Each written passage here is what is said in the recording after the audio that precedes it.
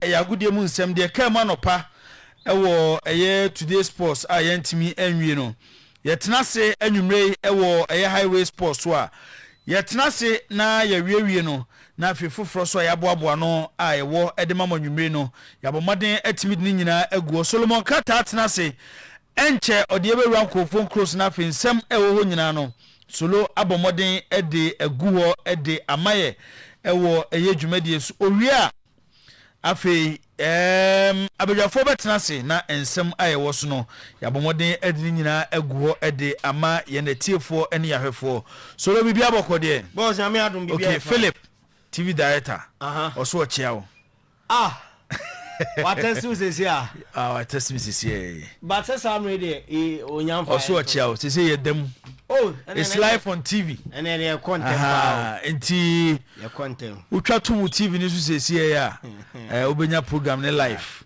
na oso akan ho free sabre akopim se no nsia bebo Philip se menchiawo na o me tonin krase me pon amebato oso ochiawo Philip so ochiawo enti na oye you want no ascend there but say we are on TV or say we are on air okay Philip yeah that's Filippo no oboy juma buta oboy juma rough Filippo yeah that's okay solo boss ebrane konti straight away yen kwa mono ne na fe fanseme wa mono ne o say ya sanogo so aye massa bi wo minim so heshu ne dia ya sanogo I don't say also hey okay Sunday and kind yencha is the one ya wote say so one kind say there ono na say you know lumba deal fantasy no na de na ko pien kran on na ye ho bibia nti no say ho na o ye PR ye president bibia ba bi on be ko na kasa on na bonsa on na omo bi ankasa bi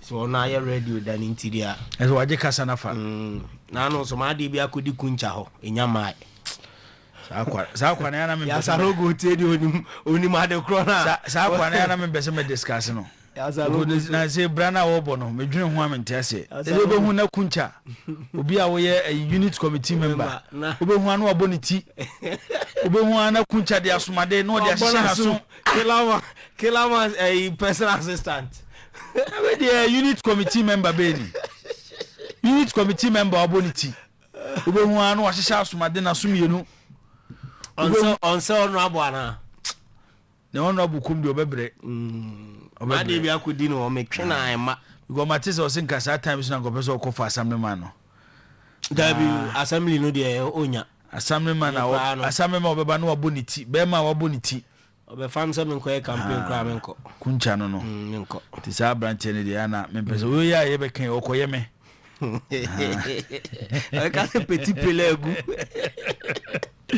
okay the solo boss fire quite na Patrick Dogu what is our pra 10 matches mate we had the extent of the injury now 10 games Patrick Dogu see no we about 7 we about 11 we about 8 we about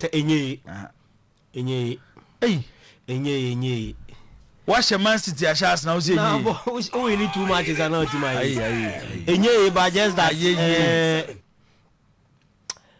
the vibe around the team no na asesa he say nije kakraba but na no na me ka Chevys say Oliba we need 10 etwaso say 9 use 10 etwaso ewi achi ni ese diare ho but we need 10 twaso there na mo kwaji league ebetimi age no because we need 10 games 30 points 30 meboa what the be can dey away ho a eze mo was say eze man you girl say 35 with a 38 more bro 38 okay eti so le yafa to just say program ne cost no akonya da ho obetimi de wonsem aba say obesend no through SMS and WhatsApp and so be audio eno so lo wanya audio no ho adwuma eba late o man fa mantem amanfo ne manya problem iti ba cho mo fa number ne nto so say SMS and WhatsApp number ne 0241 915555 0241 915555 o asembisa bi program na ye no e na wadwinchire bi apese o de ba obetimi dia fasa number ya me de atu edwai so me so betia send ne by message SMS and WhatsApp and abetia audio aba ne nyina no ebre e wo ho a yebetimi ede ebiebie ensem no dia ma sa so na on Facebook search for Oyerepa Radio on Facebook.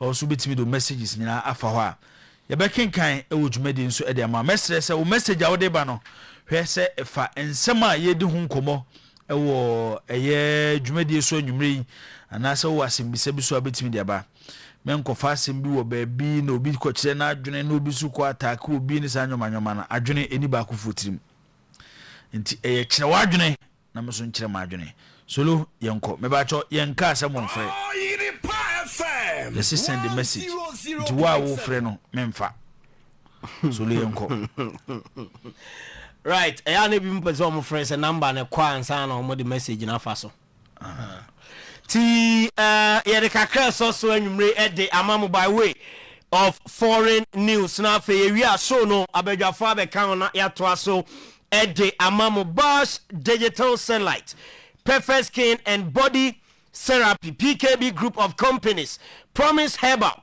and Afe Lavons any Hondi tomato mix Happy Sunshine Education Project Wama Daruma ena yede and Samno Ede Bremo and Enumre Ewo Jumadienum SL Live Ewo Facebook ne so Oyerepa Radio messages here Oyerepa TV Ghana o de ba ebe kenkan Ede amount Ewo eye so no eso Chelsea store Wamu eguswa ene Raheem Sterling the representatives Edin Komo Nina ne se Omaya Senka player Wombenya club will be Eddie Amana said a wage bill no one ebe katina Edin Eddie Ama Chelsea Ombobo ko ni player nankasa wakwa na waba kwa na waba Amana se krano Yelenkeni to Juventus one bobo ko ni still na anya dia Edi no etime go through enti Chelsea guswane ne nkrofo edi enkomo no mo hwani mu ese by close of January transfer window Raheem Sterling wombenya club bi edi amaboy no na ono so akosi akan edi amomo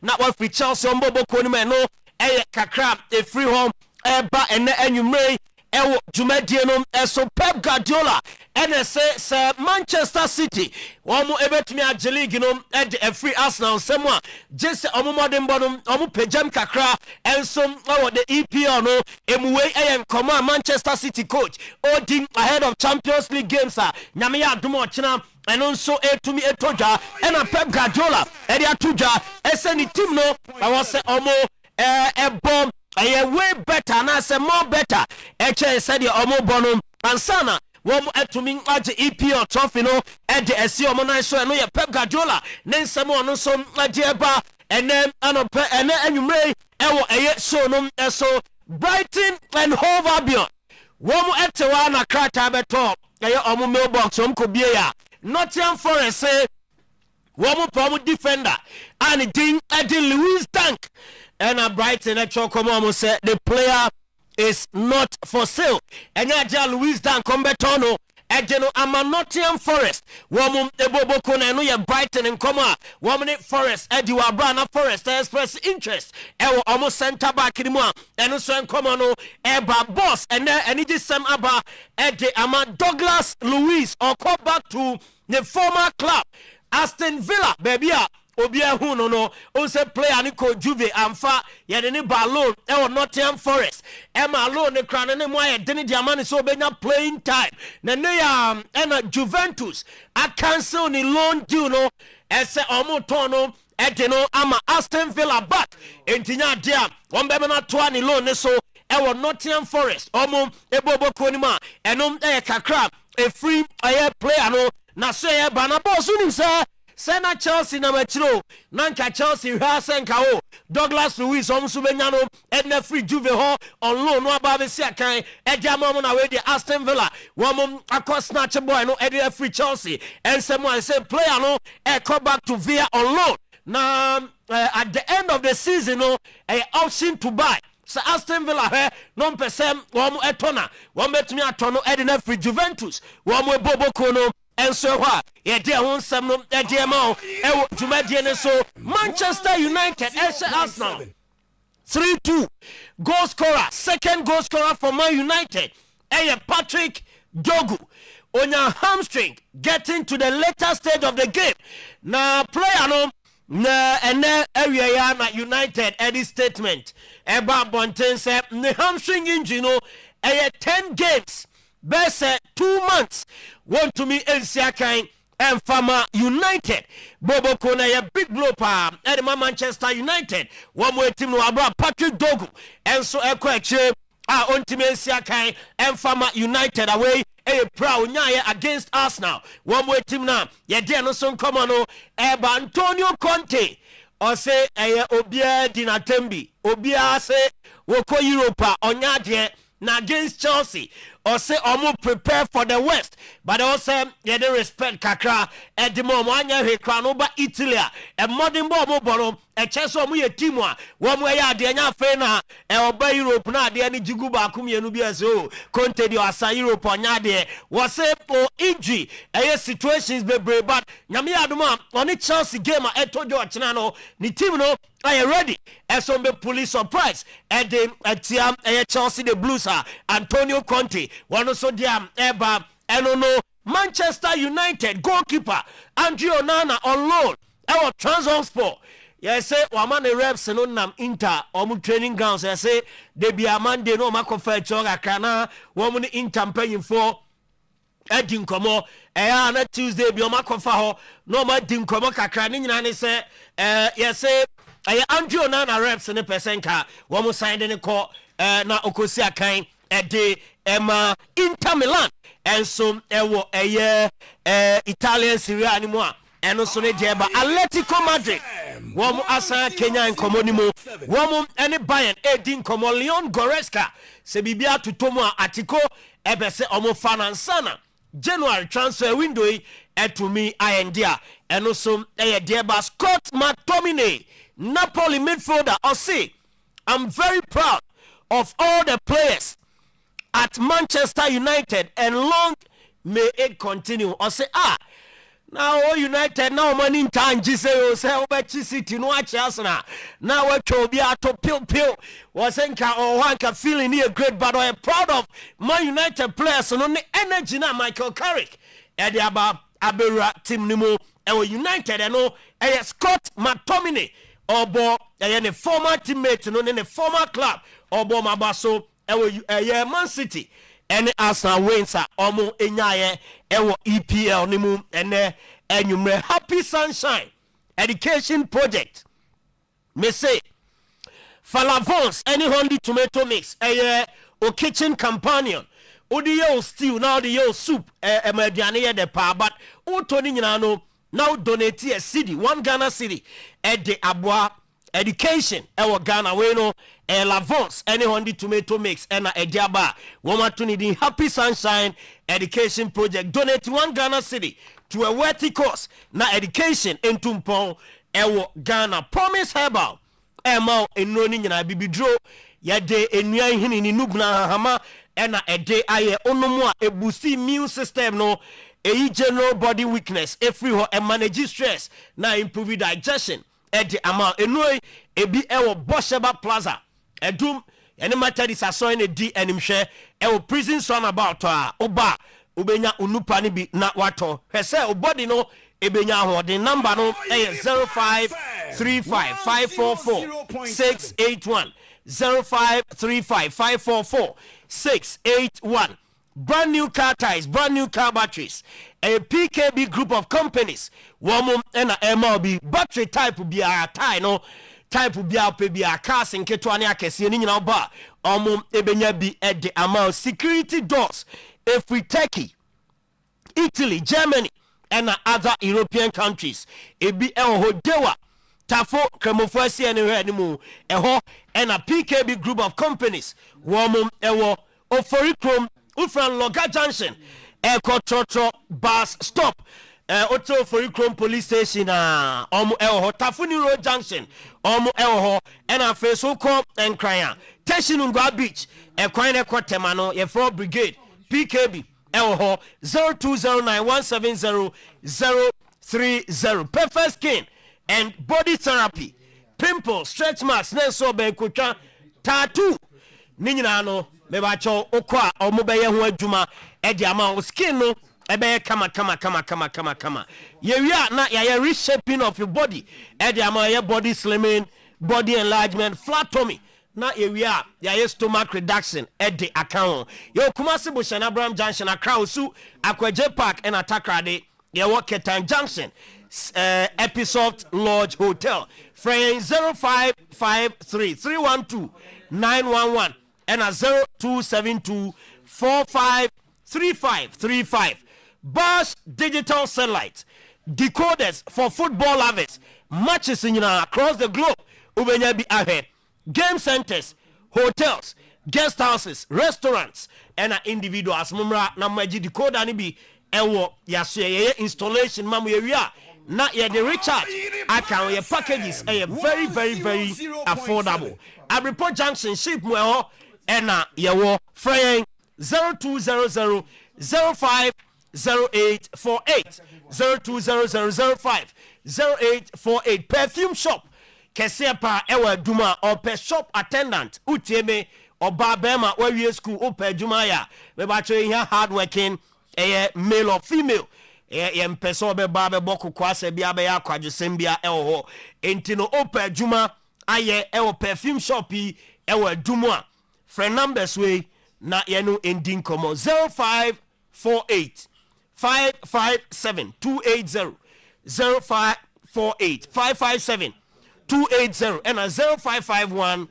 423 190 0551 423 190. Also ubenya ejuma aye. On that note, yede amanoni nsem ene abuafo nsem no esi on Highway Sports live on Oyerepa 100.7 live on Facebook, okay. Oyerepa Radio live on Oyerepa Television, okay. Digital Telestra channels, yeah, live.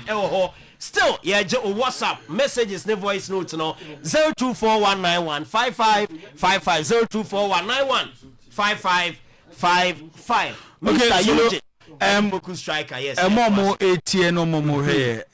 About one final message about say Manchester United has 39, not 38. I'm very hopeful that Man United will be within the top 4 looking at their performance. I'm saying you somebody drew how. Jody Amman on 70 by no. Good evening, striker. I prefer Villa to win the EPL than Arsenal. Chelsea will beat Napoli tomorrow. I'm coming up from Boyja number 2. Nede Abanono. Man is getting things right by changing their tactics. Chelsea have to pay Sterling completely and let him go. Vas anyway and Abba. Okay, from Amankwa Emmanuel Kontomre Brahabe Bome. Senior is Samba will now go in. Say somebody Safudu Kwaka. Say Samba Eko. I am Yao Thiago watching live from Accra. Liverpool is winning this season's Champions League. I know Yao Thiago the other Abanono. Pablo de Escobar. I say please, I want updates on Real Madrid. Also the other Abanono. It's Kakra. I also meet a year free to do na Abanimu and Amede Atu Ejano. It's Yabafie. Na yaba bedi enkomo ewofie ensem ewofie yede eba beguo Dangerman akwa ba bibia bokode oh nyame adaroma enwoma ekoso kama ye krokram okay solo voices ni bi wo intia na wahwe na waya mamafo na enwuma metimi ada why okay me ba cho ho na 11 wise PRO over the pressure at also 11 wise PRO eba cho de meba mo hwehwe no me so ayi prince osu boss me bo 11 wise asemiana o kind message on sa no pan one Francis bidin eba conversations and I had a message from Western region minim nipa kro or testing me message say the Francis na nipa no kwame bebe eboni din no I'm trying to find the message here. Yes, or say Francis and Kwenu are the communication director and his deputy at 11 Wise. Sound upon the Francis and Kwenu. You can say now obey your number somewhere. Oh, that would be very easy. Or say Francis near Juma or Connect FM. Okay. In Takrade. Kwenu na minimum Juma you can. Okay. Because my write up beer it's been attributed to the 11 Wise CEO. 11 Wise, the CEO was supposed to be Mr. Dr. Spielgabra and Patona Oye, then now a board chairman as a CEO. Okay, so the write up is attributed to the CEO. and then it's suggesting he's saying say I or you to say sikasem ho de ma wo pa na ne okasa ye no an individual or just an ordinary supporter na omu intra bet dia Mr. CEO, this is not enough. This say unless the CEO on tier audio be, which I know he has listened, but the response way there, he should go look for the Marines and give them that kind of response. No human being will accept this response. Yan kanchire no. And this is not kiss play. And say obi wo adwe say be asem we because that's maybe that person is just playing. Boss, the General Secretary of the Ghana Football Association, I decided say he will publicly start speaking to this matter. The entire maker say no, I want to believe say ebia obeka bia ka ho. So na kakra waka no, the General Secretary is saying say Ghana Football Association are engaging the services of Interpol to bring down the baby or the minim say baby or minim ni papa ebo papa. And nobody should try to sweep this thing under the carpet. ANC, if anybody is thinking say this thing is going to be swept under the carpet, any day in Bakono, because the Ghana Football Association's president's own name has been mentioned. His own club's name has been mentioned in this matter, and it behoves on him. In fact, the president of the Ghana Football Association, Mr. Edwin Simon Kate Okreku, has a fiduciary responsibility to protect the sporting integrity of Ghana Premier League. Mr. Edwin Simon Okreku has a fiduciary responsibility to protect the sporting integrity of the product Ghana Premier League. And I say way on only team who na ya body ni wom. Eda enye one that we brush it aside and then leave it, because on there product clubs ni nyina Ghana football clubs ni nyina edi tumi akosha on the executive committee no nsam say omo ho ban se ba se yankoto omo na omo nkoton se omo hwem ye ni agro na omo no mbedie yen kope referee omo no bepe yen hyehyem na omo na hwa hyehyɛ ti so bi gu hu fia ayo omo asudie omo asadie so omo bo ho ban. So they will have to protect the image and the brand, the corporate image of Ghana football, Ghana Premier League. I say what you want more marketing is what you want more communication. One that is what has me as a Casamino. Question Yamami. I say I make a so abomination ye. I had the old canon, but the person make me say I'm Americano and they say the president of Ghana Football Association, Mr. Edwin Simon Kate Okreku, has a fiduciary responsibility to protect the brand and corporate image, the sporting integrity of the Ghana Premier League, the product Ghana Premier League. And I study and I study. So about home buying. So be good fee. So be taught the check who are on to winter when you do. In fact, I am surprised and alarmed and scandalized. Say the Ghana Football Association and make a public statement on this. I'm scandalized. See you are what? I'm surprised, I'm alarmed and scandalized. Danger. No, when you're danger, I can in your danger. I can. It is more than dangerous. Because we are talking about the brand image of Ghana Premier League. Obviously, or not Otiabrochire. Oh, na Premier League. Penny be alpha for no friend. Okay? So we can say from baby. Challenge this match. I said you correct some amount of bet. Once be the correct score. And our correct score.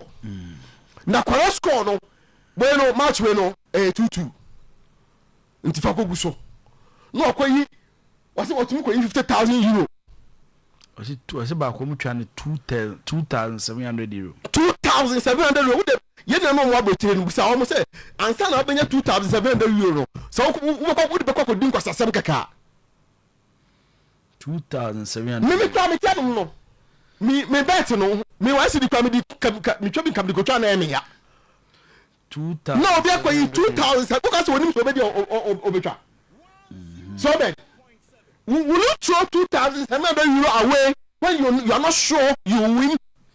That is around 38,000 Ghana cedis. And the two to try 38,000 Ghana, 380 billion. No, Debbie. Cedis. 380 million Ghana cedis. Kaniska, but a billion titina. By a 38. Pepe. What mean chechum?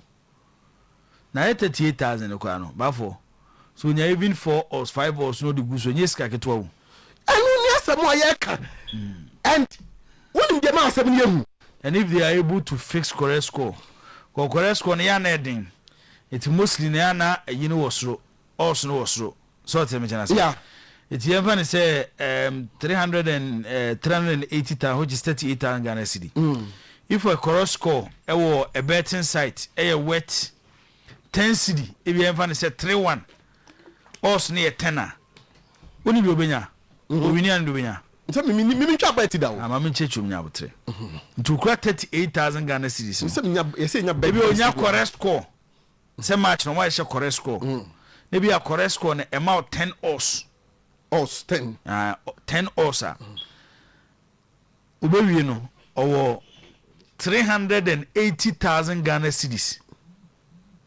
380,000 Ghana cedis. When you 380,000 Ghana cedis, 3.8 billion old Ghana cedis. No good bottom. Asema ya can know.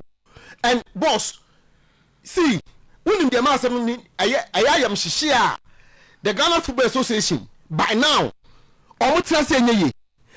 The president of New Edubiase.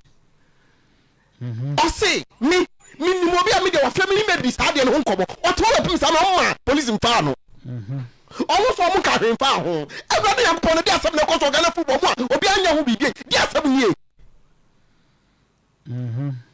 boss asem no ka won timase me tio danger nya you see this gentleman we audio no what abrochire ti wono ye hwe na ye hu no me no anipa audio no ma me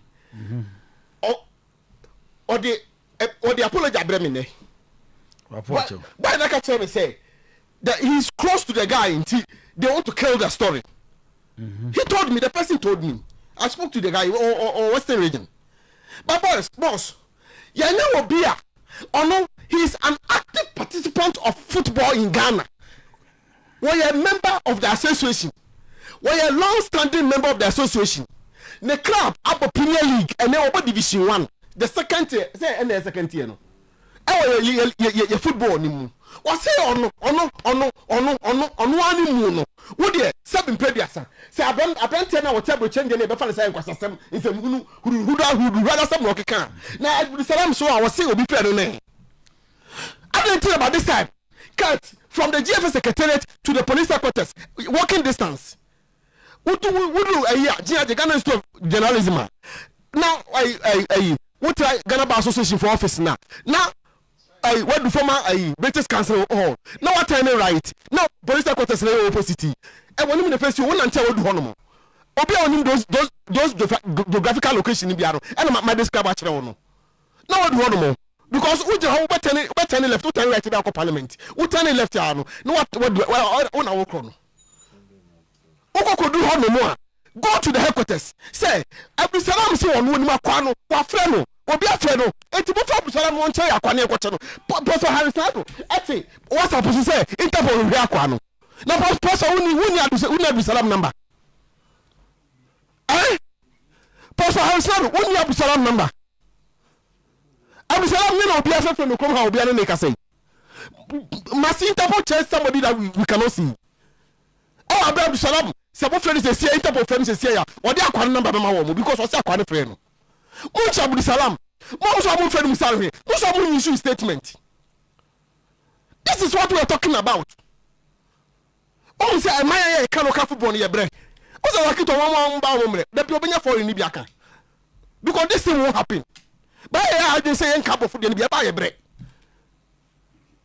You see, General Secretary, so my report on my Interpol. Or say, Interpol, I hear one. One can some report to put. But I will try to say some report a second Interpol. Or say Interpol, I hear one. Now, can't ask him way. What's the platform so? Platform bay. Your friend a sports court. Honor a lawyer prospect. Lawyer prospect, General Secretary, Ghana for lawyer. Or say, in some training, been a tata, no say. As somewhere the Omonka who be na yabo dreams di him. I know say science and training no. So the makwado we audio no on the number me na Interpol for cry no. What look at this. Benye chicken answer. Apart from say being chicken no, apart from say being insulted no, you must not speak like this. Because what in kind?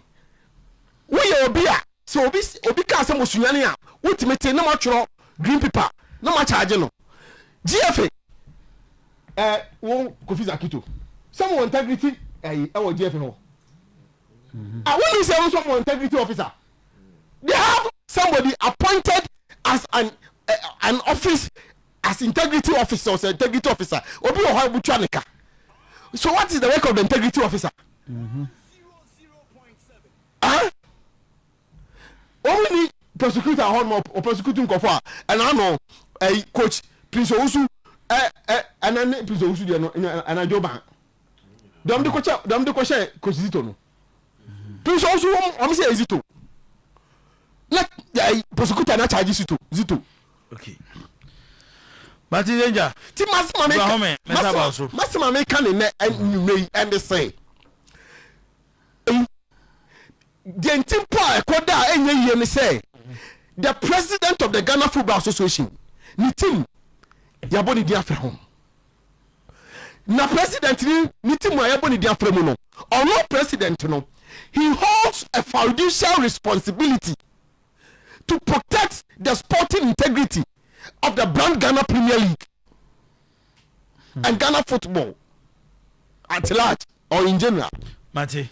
And as some way and say no numa boy natural no private no serebo na FM no omunya report omom kan omom make public statement no mo tete ho ya say every wise ni bi no bakasa kakra ye de enu ho hwe ne mo yeah sure say FM wo betu ho na mo I say by this time come do headquarters and I be just sure so betu ho na mo they have to anya sir if you na akro asema be won for 40 minutes say Ghana Football Association president no ni team no twa bet Selbet Emwajo akwaba mejo so na bia aboko de ekukura okay mama ntiwo kakra ye kedi na me be na some no doso ntiwo kakra eban wo ba bia beso fa weti afa kakra sa na ye de nsemo ye na ye wo no okay de ababiguo na MTN FA Cup so run off 16 fixtures in Swaba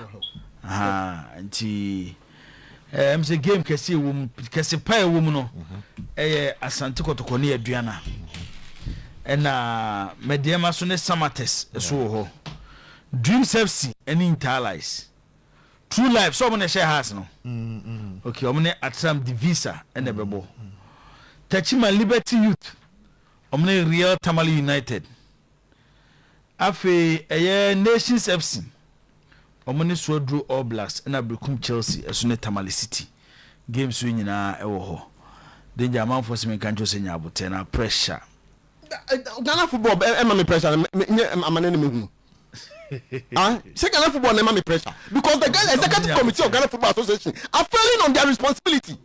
The ESCO are failing on their duties. They are failing on their job.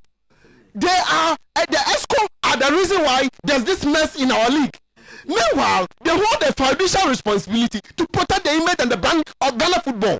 And to come this time, because call report call to the police, fence saying CID or headquarters war. I sworn the dada. I don't feel Jeff is a secretary to call him so not to call Bedu. I want to know more. I say, I see no pim now, pay him some. Yaka will be in me. Adriana ba St. Mark was Jibo table afford to drink water. Oh, yo, we can't afford to lose him. His BP will increase if he doesn't calm down. Tibafu biya sinyabotre. Calm down. Calm down. But one can't tell say the Ghana Football Association, the executive committee, the president, the general secretary must march to get police headquarters and report because one member Abdusalam say Obi Freno. At least he can tell us who that person is. He can tell us who that person is to start from or to start with. I don't know which one is correct. Yanko line so na ye ne esco member Ura Odru Safo eni nkomo ewo asemi ho. Chairman, good evening. Good evening. Now we have a call there. Oh, Boko pa. Where there ye di Ghana football Hong Kong na audio be about bontia. Abranti be a baby Eddie to just say Division 1 league, you know. Jumedia say clubs ni ya wo mo de balance your books say omo fix matches na nom dia mo ama no ne no matwa na omo de tete omo ano ma send this card aba na eba no aye deja na ese embra waka chenere say if officially Ghana Football Association penny for matches asemi na motia na muntu be na mutu e de afa ho. In the first place, you know, narrative and the voice in the system, no, the bobra, because nyawo kan yes ana we pan kan. Ni para o kan ya no.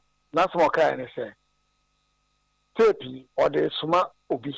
Not the akoma sakade 11 wise penny for. Say ade o maye aye ne ya. Na mum obe show won. And I started say oil narrative, the narration. Narration is say 11 wise any TV card is saying future stars match we are moka kobano and ka future stars in show na o cabet na correct score na or the scara 11 wise and 11 wise players on ampene and am come on board draw and no abubu and the buyer and to one case club officials and ma won sika am mucha bet to no he never said so me tie tape pa. Nana, dear Monsa can audio no, but Mudi that say, or patch send him come on 11 wise in penny 40 and home so, and one yaw tino, or this our voice now about one thing. Oh, okay. Nana, yeah, Moreover, tape way, and yet taper, I was say, obedient necessity to say, but they can't. Okay. In the sense, and say, one nipa oye tape no oni address yenimu no okay onya club official ne di ni document bi emu a obaka say me invite no say brother verify whatever you said until the tape robot system no obi super obetuma transcript not letter count not come here say asuma matini until no hwehwe mame ana efe be ye hwehwe mu ba efe no amu ntumi emma and chasing what goose said, I could chase the tape because I see tape to say no. And yet, that's how we had you much idea. Okay, so Nana, young fan say, why admit to say Matia Semno, but the Uncle Phobis say you have a product to protect. So if these allegations bar, say a charm will be a better and son if not take action, no, internally there should be an image. Patron say Obed. What down for say Obed na kasa. Okay. Okay. And say in common create. Yeah. Obed. Yeah, chairman. Oh, fanasa who official wa efi. Mhm. Na unanimous person I video voice at up on thing. Mhm. But how what information? Oh, do you have his address? Do you have his address? Okay. You don't. So you don't chase these things. There might be a while. You just let it go. So Nana, enti Beyond say no smoke without fire. For some time now, no these allegations are beba. So one will expect say internally in a more secret investigation, bisa FA dan kasabe set up. Now or they are set traps to find out if indeed bibisa akoswa. Mother, come on, we can say it. Okay. and you can say this uncommon. Uncommon any nine. Anka Bencomono, but you also come did pan say 11 wise players and more of and then you close the case. So I say, oh yeah, or both face but I say more. Walk about draw. Then you put up a castle. You put up a cancel. Combat deno. A bear say you can eat. The way say you put up a castle. I don't know. Need to follow up tape. No, the momo. There's a follow up tape, and I'm here. Nana, there tape ya okay. The asset. Oh, the any different from yeah the kakro.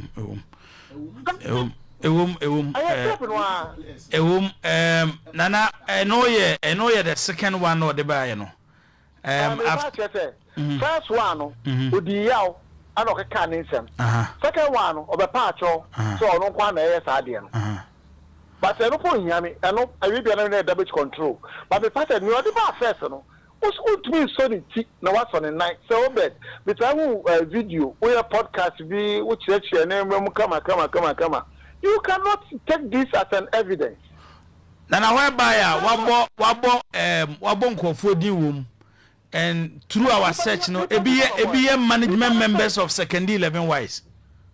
Nipa say onimono, only in common. And I say whatever it is. Hello, Nipa say tape, I say ampa bongo for the diqua. Okay, Nana Pacho, let's use our time very precious. Nana Pacho, Mateo, so moving forward. As an ESCO member, Finan Kasam Gomunim say game no all over the world. People try to manipulate the game to favor them for monetary purposes. As an institution, see the way you put to China more mechanism amudia go akwamwa so be try bibisa ebetimi aso ni muama even if this is a rumor without basis be reality. Okay, there was integrity department, and they have modalities they're putting in place, and I cannot say those things on public. When him say public to know, say this is what the FA is doing, and also I'm dodgy through it. Next Thursday, somebody called me from, say Port City Football Club, also boy. Adenya any golden kicks match everybody. Opposite ka man correct score. Ocha normal isika. Am bisa say onim nipa de kasala na. Onim say me esco member na. O say ane. And I'm say I don't entertain those. The board the positive me here obia support because my me suno esum hujare. And I'm catching say you should never ever call my phone again. But the fact of the matter is, Nipa was Germany. And since Germany not the German affair, well, to me, in that jurisdiction, you cannot even go and prosecute the fellow. And the fellow have the right to also stake the bets, but only rights over fixing a match. I told him never to call me again on this issue. Saying this, na Obiafra Oda, na or try to convince you, say, mon fixing game. Compared to this issue, and just say, Asemna Nipane Kana, Afi Wababe Pacha, no, Sadia ne Kosu football, Ebia would do something one tier, by club video better. My brother. Well, I don't know whether you also do it. Until Kanija ever try radio, so no to me, a video, so whatever it is, or to me, must score 2-1. European ball, we better we 4-2, we better we 1-2, we better we 3-2, no, fixed match. First match. Mebajo, why was you be afraid? Nanati. Also, meba, Bacho Yabote, meba. Nana am because two defender in Abusan. Why any would dim Komoye as ESCO member, Nano do Safo. O say, Obi afraid. Trying to convince you, say, Port City, or by some of fixing game, normal muska. Say, I'm funny, I know those are what I said. At least, minimum Kurano, minimum another club official, or also I can't radio say a friend, Abu Salam, and also so on yet. So I believe club officials are not doing it. But the others who are also doing it. Say, being a unless you have an evidence. Don't say there are others who are doing it. Because the makers and say from use the word maybe there are others who are doing it. Don't say there are others doing it. No, Nana Mebao, Nyabote.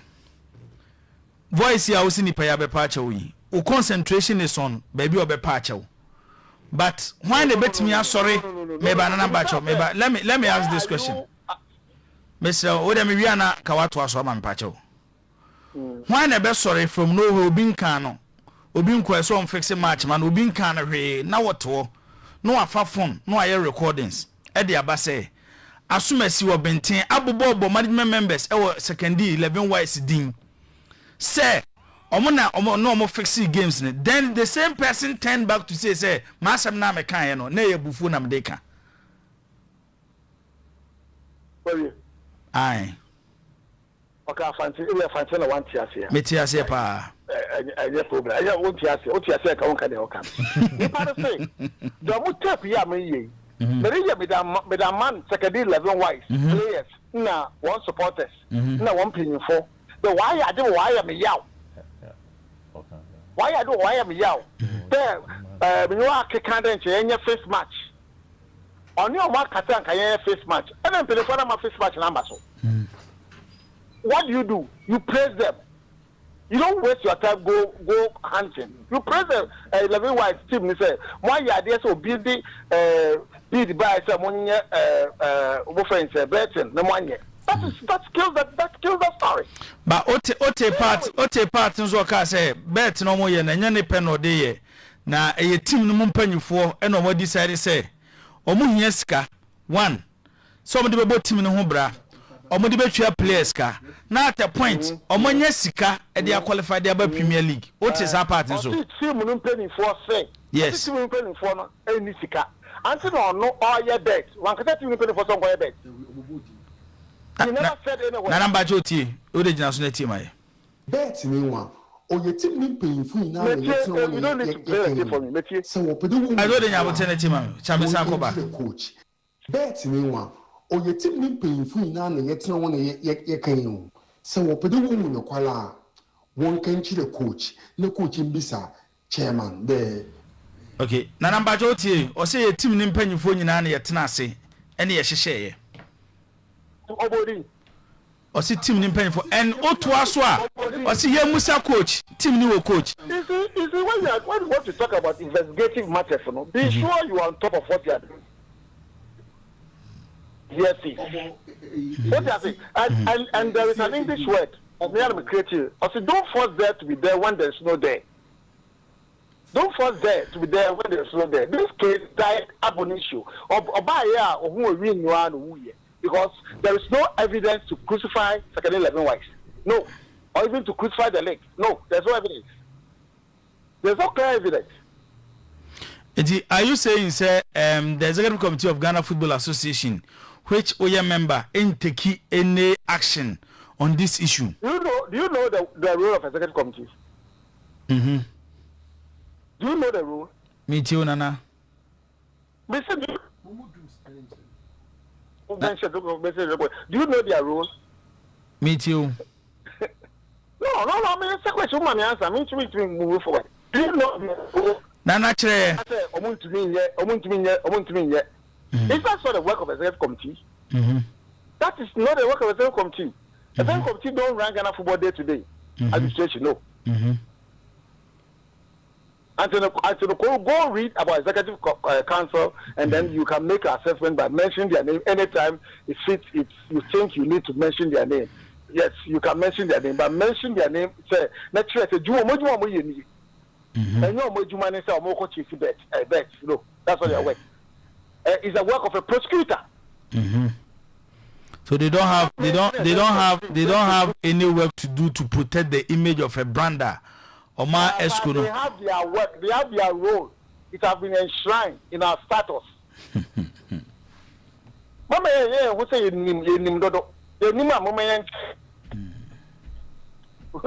so when you lose a case, I think that's on your good lawyer. Because they are okay. The General Secretary of Ghana Football Association with various platforms will say the case number Interpol. Fine. Executive Committee is the chief executive. General Secretary is the chief executive of the company. He runs day-to-day affair, not executive council. It's based on the stance, say, Omodi case in my interpol, and based on one and no do suffer stance.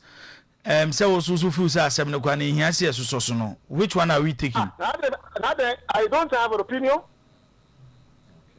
Do you think everything that we say should be supported? Okay. And this is personal. This is personal opinion of Nano Drosafo. Papa, they say, oh, saw your interview on certain issues. This type of allegations. That you need to learn a lot and come. Nana, Mebacho, Nano Drosafo. I have given you the needed respect. Respect Meso Ametiano. Oba ya waka wasem, me kama asem. I have not insulted you, Meso. Oye wadwuma no me mechire ode ese woka osu ntimi ma ha e me kan kire me mese me ba cho me say na no do safo the respect that I have for you let's maintain that respect if not na no do safo I'll cut you off. Why? Of course, yes, you can go. Bye bye. Yento aso Obed yanko quite interesting jibo me kan na nka me ba be kan Kotoko gate issues CCCC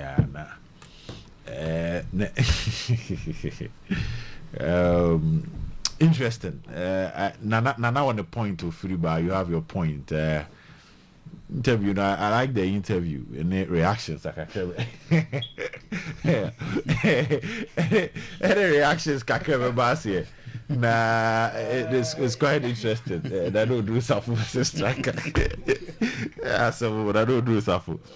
Nana person say asem no nya asem na nipa no kro no ka asem no ono kra say asem no erudo rather asem no kan so it ends there to some extent but I say the perception of the public very very important whenever you are dealing with a product that we hear the love from the public. Whenever you are dealing with a product that we hear say we are seeing na ebejo atum na omude omura shade no. Because one beautiful thing about football is the unpredictability element. You can't predict it. Say mi kwa mi hindi ebesi eno ne ade a e ma manfo nya gidie tu behe. Basically sports sanity. So there should be room for upset, there should be room for shocks. And shocks and upset creates memories. So when someone attempts or attacks ade no, now we predetermined the munyina mo kwa abunim se nyensi no no na ebe kire a it takes away the joy from the game. But what in common as so as an institution there should be an attempt to prevent that from happening. And you see a two anamumbia say sa de ne yema ensi ewo eye dwumadie no na the man common here ni kan here say all over the world whenever unya these kind of rumors and allegations are on now say oh my evidence now clear you start something and no do so for there be but say if these are the kind of people running our football and this is how they will manage our football, we don't even need to waste our time discussing Ghana football. No, but that is the truth. That is the truth. No. This is a brand that say assembly and throw the etwa. It will be do betimi asore anopa obi anka obi anya worry. Then you pick a phone or say me record no obobo figures e ba no start ba fo wo be wi misika o modamo wo be wi misika wo be fa me 3 million o fa na ade 2 million koma Zakito and am friend Zakito no confirm say ba fo be wi misika no asend audio na de gu ba fo ani mase wo de gu Zakito wi no asa ba se asem na mbekan na me boa. It's not possible. Pressure na call no so what the mention say and who crowd accept say at a point to be fair say positive person no person on so person kire say the integrity team handles that but me dey no any baby also one year saying we must put in measures to catch them in the process and get the evidence. So Mr. William, sorry, forgive me. Oh, kasa boss. So but the point now or making no where ama ade ana no do safa be ya nwumri I'm crying within you. I'm crying for Ghana football. Relax. I'm crying within you. See, I know this safa he is an executive committee member and an executive council member of Ghana Football Association. In other words, we're a board member. Board member. And he does not understand that he holds the fiduciary responsibility to protect the image and as good in allies. Say you be kind. Why many did can't let buy? Say on the match. Why many can't let buy to talk about the match? Some on the buy say match no more car so on you because on no play and the uti the anes or no the enocrano or no or seno send 11 wonders. What I'm saying is assembling in SC, you know. The first release from Effie to say match no more bon score line kromun tum was that school Matthias but and no those up no na make us say na yo muduti na no do safo asem ne say nipa ne de open amba wu no e kire say ade na nsi so but the one me person ka me person me wi kakra you see say eba mu say amemu eye oma sudie eye oma sedie say ade no ombebo ho ban ama ukaye efi nkekawa emeka ho se animu bebe nyam na nipa benya dode ama na ma nipa be di akiri na se wo koton so a ya ton pato nya sa ena ono amu no se de mede bebe ni all ada no ton hono ono amu no te hono na the phone ohun se ringe okofa phone no na obi say me ye frame nipa so mesi na ma hu se positive e ya wo na wo hweso na positive me pese me bana me be fix matches na me ma musika na de otini ye nyina ne se o ka chen bako ne se on fa ne kwasa sam nkodo ha. Oh, say on that angle na there you can report to the FA say obi attempted one report to the FA so one kasa ni pan fraud you should report to the FA na wo de one report to nti FA do so mo to mo nya ho that's what can no de otini ye nyina no so ka chen bako ne se fa kwasa sam nkodo ha that he failed to report to the police, the FA, or any other body. Say, hey, now nimu say, and you know, and the person will be for so every other, and that person will have done it and manipulated on the games. Therefore, on no one can support it, you know, as a so protected the image and brand positive. Me a positive, I understand no to support of fire no, because say. Obi be the team did be this money and looking at how he's even defending this issue anyone was a positive girl can be akoso no like it me asa me din ko bi wan chan na this is what I've gathered John Saka the Saka ni unso audio no 2 yeah 1 and 2 so the first one no after they agreed say wise who chiro mo omo come match for muniska bas mpom be do to kwampo munye bi nti that was when he was saying say omo management na atiase say this is the way the wise are going. They will use the matches to stick bets so that they generate money now what they are team home bra. So that is true. So what they decided to do in Sejibu omo entimi nko future for no say omo ngwa kwotwa kwere score because na future for no one interested like omo ntimi approach omo ntino oye audio ni say ni my players ni say Charlie omo ko bobo on hard na first half no ball no ended draw first half no so by virtue of ball no ended draw first half no win for future stars second half no also very because the potential game no been draw no home team side so until the us first half draw yes until us no because second half no like second half no we try win ama future stars mo yeah which eventually win here scan over wise war okay so that was what the audio he sent to them Emma or the my captain no and or the say from place the place in this arrangement that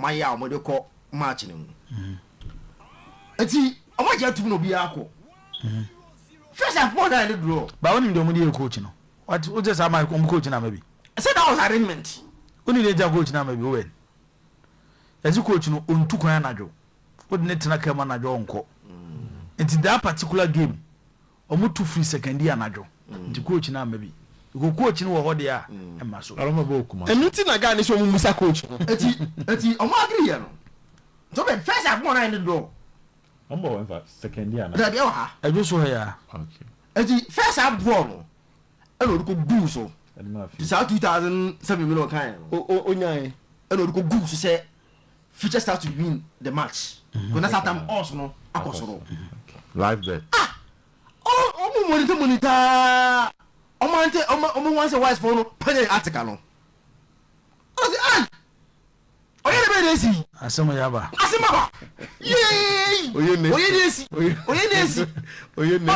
otwa jajo ohwe wise be lose what no lose match na in the draw e ka ba fie and oye the next audio no na do e ho mo say mo fi say huna mudi no mo amunti de na mi twa ye twa sa bet na mi nti and aside match we Zach say uko intuition after ba for this story ne buy no a lot of people it was second year for me no that is idea omo ye that is say because ahokire na idea omo ye other na be sine nobody from second year 11 wise and it me about be kasa wase mu say yenye that be mo ntimika I don't know be ntimika no me my sources who is inside test me say on timi in for the limba say sanity I don't also say me say nyam forecast nya say wanna say yes dey na o say wa onye bonda ntu bo mo ba oba ha oba dwaman fo na yes ongofo nkwache ni ba say we there we caught him on the act right on the act yes. And what happened na emre wo ho ne say ubo dwaman esi wabo internet say ya chire no a wo ye ne de esi na bo na bible say Jesus Christ koto ye no wo choro me de me chemu chire nkofo a me say wo choro a no wo choro konkonsa no atro no atro awi no atro nsikuro no say we who so e konkonsa ni ana wa sebi no de bo asema ye kan almost say asema ye kan wa na no do safo be confirm almost say na so confirm almost report the collapse no they also onye and they were bold to mention say with apart from Kotoko and Haas who say yakan wa say Ghana say can bet me do ti atu because sa clap we know truth is that it mean yes I don't know because of how the club is or there be a mass at that bonten it's a hard sudden the undi from victory I'm body almost apart from what one has fam kra yakito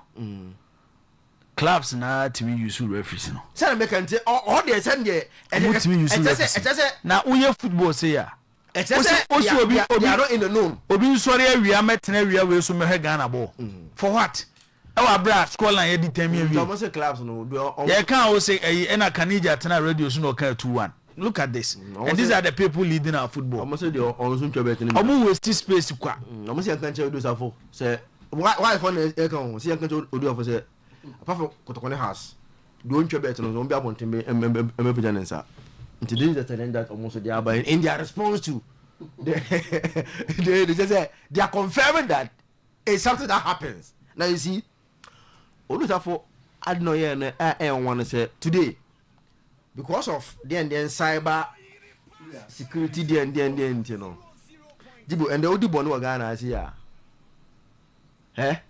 ufo na okuta na odi edisa abone no they are able to monitor every movement toko bia o she bia no omo to office now omo air communicate say you are here so when a friend is saying the person called Rosafo Posity if Rosafo say no as a board member of the FE and serious about eradicating betting from our game no and Mumbaina or 2 year one as a school you shall quickly inform make a report to the council say this the call I may receive will be say about face match. Now the number ni quickly now you take it to the cyber guys. Say you pass it to you stop betting from our game you know. As me see way na frame me person we are person boy ni track nipa kono no a ye de ne bombo se ne be ya ono nso what he knows no waka kire eskofo ne etie ba o ye ho ne jibo o di so je ne be me ya je di se won tu wana mo je ne be me ya se like he didn't want the corner the no person ye no wan na fa ma no na utie abesala wa no pe am so mo adwina nkoso o si ni max bi corner ba no so se on tiase no on bo sa office match no na 2-1 and on the one tiase and also on tiase ba because on tiase ntin am be so omo be ye no on o tuka se sa match no nko ade obeko akohwe match ni because so ebia o ho a sade ne opeso what to happen onu na team no one tiase ba match no score line na because no friend say omo mfa ntwa bet no jibo bo na ntem ni na 2-1 he went further to tell us say omokobo super cup e won so tre onu wan ko bi like he or the team name my delegation omo ko tena so tre because sa game no munya ko tena so tre or say on the players the technical team e the ball twa bet e my you tournament no na same we no same we wan him na ye boss season we na we also ko super cup na division 1 clubs nko ball na obi ankotena wan ha o sensentro for sorry a any and discuss local football no I think so do safo and it was ongo do safo interview dey was ongo wamwa so we didn't have the discussion because I say we don't care so inform ho do bia baby a onye no at least the guy no say no ka onye bodam ni now what German no sorry I know or your voices the guy is pained now you see we should follow because you see what they are even saying almost all suspect say obi I counter this is from wise for now me do me sankumo oh say they are suspecting say obi eso afa check hu omo akoye counter bibi na ma boys no ko say we asem ni nyina ne say no ma ya there we are no ma boys in excuse oh echina e mama muska ade eche be say omo ade no mo start here na Zagito so Kai Sef Hoffman former Chelsea and so coach here as scrapping almost start season na yom coach to almost start bet na o hwese de nyom esiko no ntimi and o je team ni to board chairman I resign because of the same issue because people were calling him and then I what na team no mo di twitwa bet fini ni magu ase coach oba na say I resign players no almost omo koya de no omo ba ye mo mu bi no mafa ye mo mu bi ama esi bi ma to kai nyina wo so odi about yento aso hey America for so yensemo na boss ensema e ko so nyina yesin san trofo so hu wo mo ye kenya mama ma ye ya nyi mane nya tse yenso ye sentu yesi yenso trofo so ye mu bi mu ka o kan ho o se me ka ho ya se pesa me representing some trofo me see ye mu bi no yesi yensem trofo e kan ho ensema ye kan ye mu bi no ka ho oh okay ti mama ma ye ate say ye sent yesi yensem trofo no so sa de bet we if 11 wise dey ya kra ya mu krampo yesi sem trofo bi no wom 11 wise dey ya kra aba dindindin a aba kasi nei yesi sem trofo bi wom edina o tete ye no yesi bi no yensem trofo o se di no obo baako o se obo baafo a obi ade baafo Ghana ha so obi ade baafo obo hari a obi ade hari ba obo hari ewa baafo a at least a point towards a certain direction ya this ano I didn't see this sakwa no so no why is the future stars game Zagito we from a you from a as it game the first half 0-0 second half 0-0 sure 0-0 I just say oh mama want chimpo no say they refuse to let first half the end do din owie 0-0 no owie no say owie no but draw no na ompe omo say na also no na Future Stars we know from because team o ya ade ne de onya ade ne ebo nti no also no e form go game no come say if onya penalty Future Stars and a wise goalkeeper na che no say na my phone ba ya na o ya o do no mo say mu enti first omo ye say because also ni so na away for no Stars for no also ni so am say no akono mo say 1 point BBB na do 1.5 mpo e so okay enti wise for no kwa yiro mo do first half. Okay. My me fa we. It's live bet na be ma also na kosoro. Second half no komotwa. Quarantine no bofu no because $2,700 euros there. I know issue. Until akwaro. I me fa we fa na me ko say we bed wo. America for is on be hard you know. Nyom no mo ma biem. Onti de esi. Ebi o mo kan na MP be. You say 41 officials from Ghana Premier League Division 1 Women's Premier League and Agaka. And the Kotumu America, US Embassy, say MLS Football Conference, Bibekoso, USC, US February, ya Iberium ya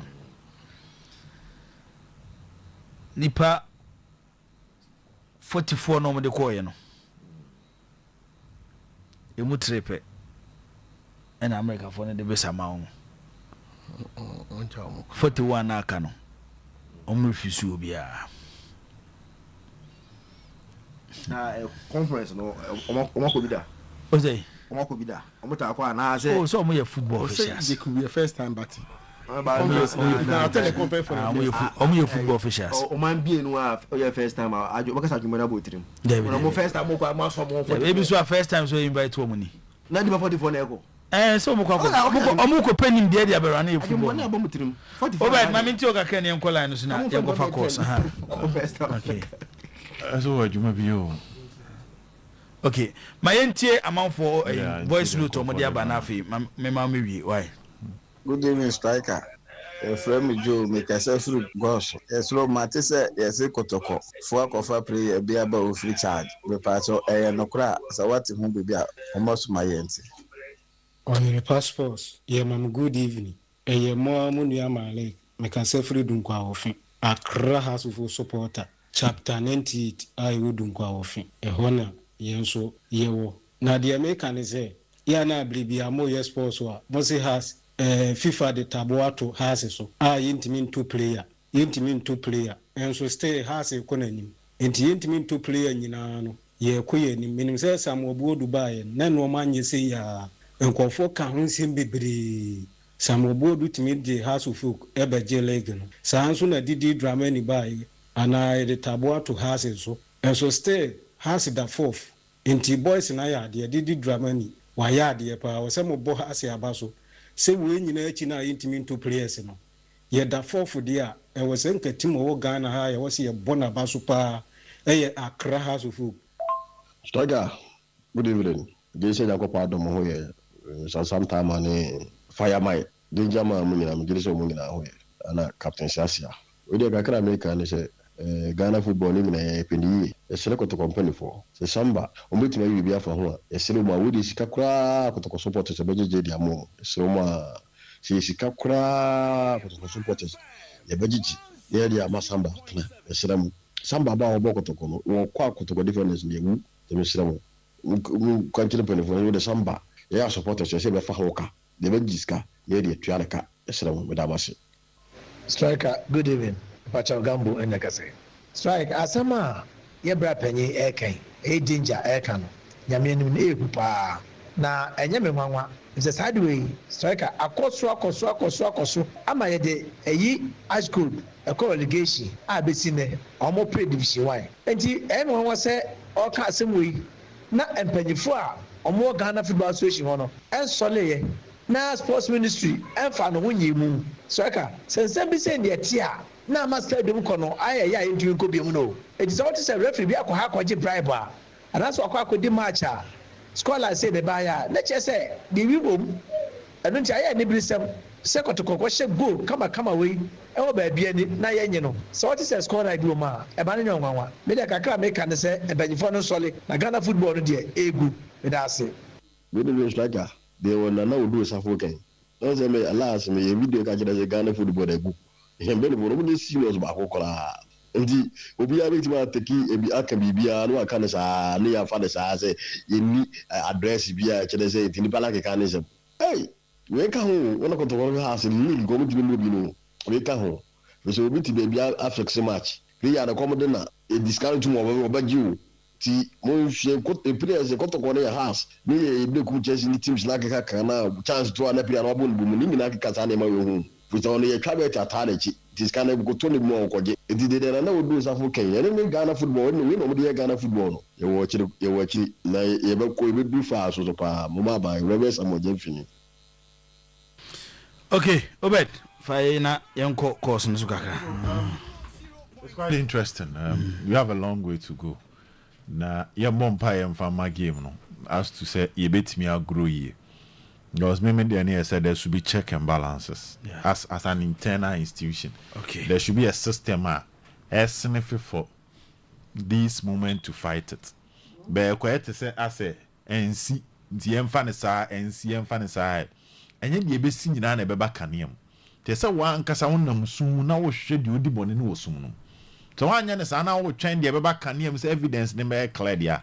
Then you are waiting for an ananas expose. If you are in Century, be an open to lose one per baby $10,000. Then you know fair clubs now on your maca. Omotia and Wecha. Into a bar, then that will be the only way. And who will have that money to do that? So you must be ready to put in a system to catch people in the process. Okay. Send you panic go so and now what per system are the betcheno. But say what chance in any clear. You go why they want $2,000 or the Fred division one club I catch and say fix so much. Now me try this cabro. Why they who have that? Why they want that connection? So I think say as an institution, as Ghana Football Association, there should be a means.